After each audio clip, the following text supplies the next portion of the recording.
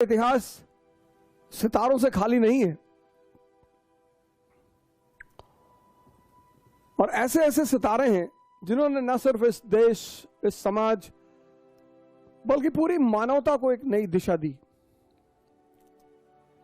उन्होंने अपने कामों से, अपने विचारों से लगभग सभी जागृत मानसिकताओं को प्रभावित किया। अवेकेंड मेंटलिटी, अवेकेंड मेंटलिटी सबको तो प्रभावित नहीं कर पाए। उनके साथ एक प्रॉब्लम है, ऐसे लोगों के साथ एक प्रॉब्लम है कि वो सिर्फ जागृत मानसिकताओं को प्रभावित कर सकते हैं। बुद्ध, महावीर, दादू, नानक, रैदास, गांधी, भगत सिंह, सुभाष चंद्र बोस और न जाने कितने सारे लोग, और अंबेडकर एक ऐसे व्यक्तित्व हैं, अंबेडकर, गांधी, ये सब ऐसे व्यक्तित्व हैं कि इन पर सुनकर राय ना बनाएं। अगर इन लोगों पर सुनकर आपने राय बनाई, जैसे मैं एक बड़ा छोटा सा एग्जांपल आपको देता हूं। गांधी को इतना गाली देते इस देश में इतना लोग गाली देते, इतना, पर सर जब आप उस आदमी को पढ़ेंगे ना और समझेंगे, आज 2022 भारत एक राष्ट्र है। 1922 भारत राष्ट्र था ही नहीं।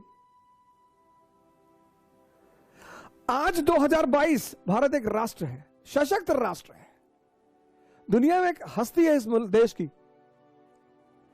लेकिन राष्ट्र के नाम पर आज भी लोगों को इकट्ठा करना मुश्किल है। आज जाति के नाम पर लोगों को इकट्ठा करना आसान है, धर्म के नाम पर लोगों को इकट्ठा करना आसान है, क्षेत्र के नाम पर इकट्ठा करना आसान है। 1920 का भारत, 2022 का भारत, भारत एक राष्ट्र है, सशक्त राष्ट्र है। और आज भारत के लोगों को नेशन के आधार पर एकत्र करना मुश्किल है। और 1920 में राष्ट्र था ही नहीं। मैंने कहा ना, आज आप लोगों को जाति के नाम पे इकट्ठा कर लेंगे, आज आप लोगों को धर्म के नाम पे इकट्ठा कर लेंगे, क्षेत्र के नाम पे इकट्ठा कर लेंगे, लेकिन राष्ट्र के नाम पर। और जब उस आदमी ने नॉन कोऑपरेशन मूवमेंट शुरू किया, अरे भारी भीड़, उस बैकग्राउंड में जब अंग्रेजों ने जलियांवाला बाग नरसंहार किया था, उस बैकग्राउंड में आप सोचो सर, बिना राष्ट्रवाद की धारणा के लोगों को बाहर बुलाना कितनी बड़ी उपलब्धि रही होगी इस व्यक्ति की। सर वो आम बात नहीं है। इसलिए मैं आप सभी लोगों से इस देश में निवेदन करता हूं, खासकर अपने युवा मित्रों से निवेदन करता हूं, बहुत जल्दी भावुक हो जाते हैं। व्हाट्सएप यूनिवर्सिटी से दूर रहें, फेसबुक यूनिवर्सिटी से दूर रहें, इन सब यूनिवर्सिटियों से दूर रहें। मैं आज बहुत ज्यादा समय तो आप लोगों का नहीं लूंगा, लेकिन मैं सीरीज बनाऊंगा। मैंने ये प्लान बना लिया है कि भारत की जितनी भी महान हस्तियां हैं, पहले भारत से ही शुरू करूंगा, उन पे मैं एक सीरीज बनाऊंगा। अंबेडकर, गांधी, भगत सिंह, सुभाष चंद्र बोस, पूरी सीरीज। अब उसमें जो भी समय लगे, जब भी शुरू हो, नौजवान क्रांति के अगले हिस्से में यही कहानी चलेगी।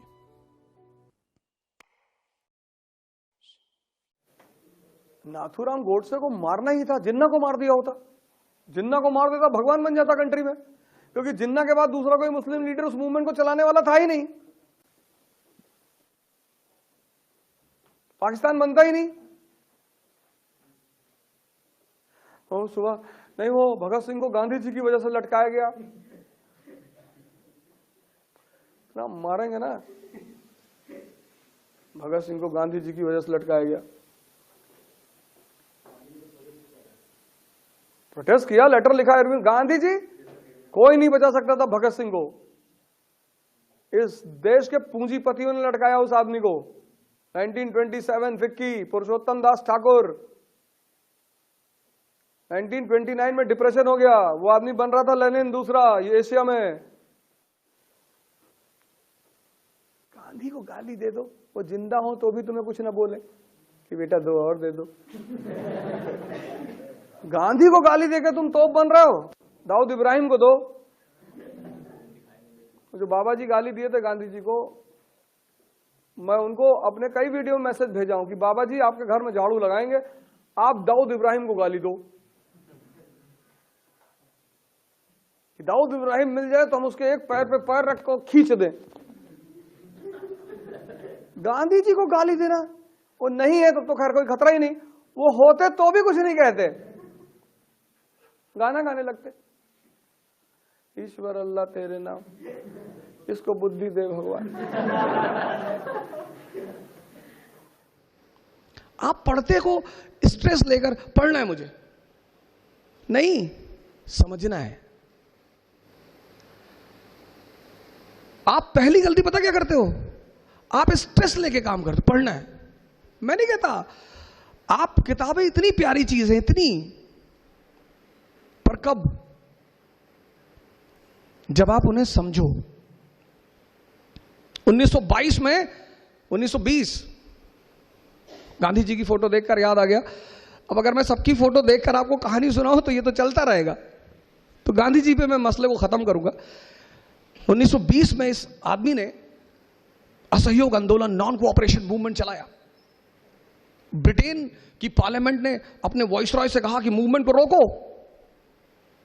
ये गांधी की टीआरपी क्यों बढ़ा रहे हो, रोको मूवमेंट। रीडिंग वॉइसरॉय था, उसने कहा सर हम नहीं रोक सकते। बोले क्यों? बोले सर ये जो सत्याग्रही है ना, ये भजन गा रहे हैं सर सड़क पे, ईश्वर अल्लाह तेरे नाम, इनको बुद्धि दे भगवान। अब जो आदमी आपके लिए दुआ मांग रहा है, मैं आपके सामने गन लेके खड़ा हूं, आप कह रहे हो कि मालिक इसको सद्बुद्धि दे दे, तो अगर मेरे अंदर इंसान है तो मैं आपका पैर छू लूंगा तुरंत, मारने का सवाल ही नहीं उठता।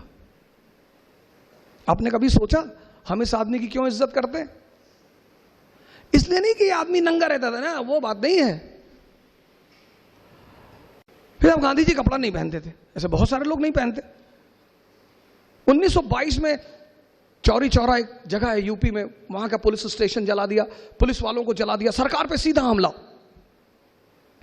सरकार ने कहा मारेंगे इन लोगों को, खूब मारेंगे।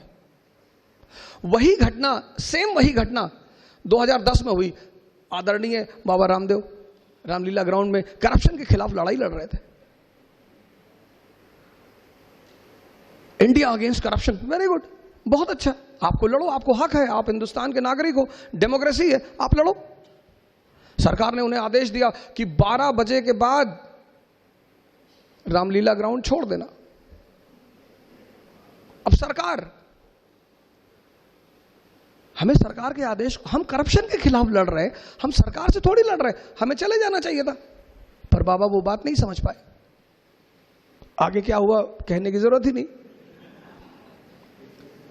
लेकिन 1922 में उस आदमी को यह बात समझ में आई, उसने मूवमेंट को रोक दिया। उसे पता था मुट्ठी भर लोग हैं, मुट्ठी भर, सरकार बहुत मारेगी, इनको इतना मारेगी कि ये दोबारा आंदोलन पर आएंगे नहीं।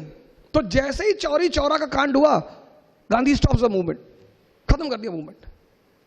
कहा I don't have faith in violence, मुझे हिंसा में विश्वास नहीं है। अरे सरकार ने कहा 1 हफ्ता रख लो, बोले हाँ ही नहीं। एक भी आदमी इस मुल्क में नहीं मारा गया, महान है वो आदमी। किसी का विरोध करो और वो तुम्हें मार ना पाए। मैसेज पढ़ो, किसके लिए? मैसेज के लिए।